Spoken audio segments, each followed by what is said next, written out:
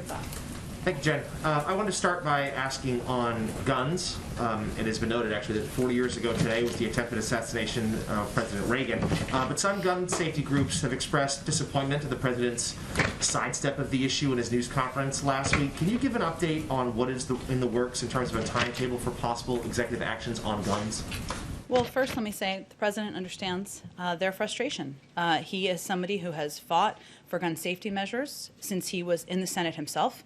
He did that in his effort to fight for the Brady bill, in his effort to fight for a ban on assault weapons, and in his leadership putting in place almost 24 executive actions on gun safety when he was in the Obama-Biden administration.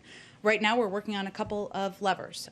One is working with Congress. There are 2 background check bills that have moved their way through the House. Many of you may have seen this weekend, Senator Chris Murphy, clearly a leader on these issues, somebody who has been a leader since Newtown and even before, sees a path forward. We've seen an openness by even some Republicans to having a debate and a discussion. We'll take that. While that is moving, while there are discussions on that front, and the president will certainly be engaged in those, we are also continuing to review and consider what the options are for executive actions.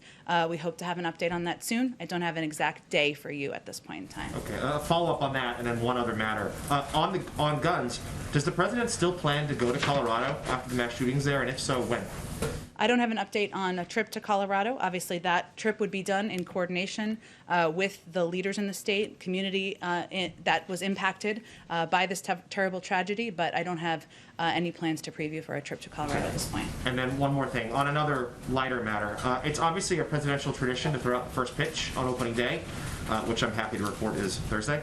But the Nationals have said that the president declined their invitation to go to this year. Why is that? Why is he not going? Is this about crowds in the park? Is it about sending wrong messaging?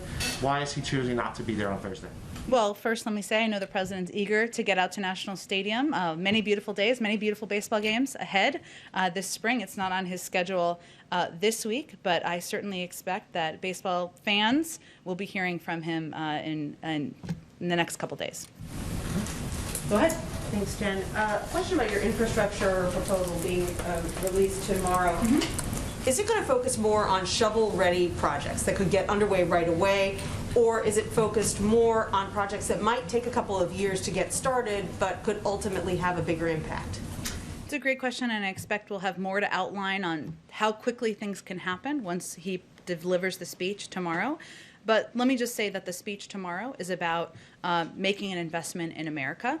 Not just modernizing our roads, our railways, our bridges, but building an infrastructure of the future. So some of it is certainly infrastructure shovel-ready projects. Some of it is how do we expand broadband access. Some of it is ensuring that we are addressing the needs in people's homes and communities. So there are a range of components that he'll talk about when he proposes his ideas tomorrow when he lays that out in his speech in Pittsburgh.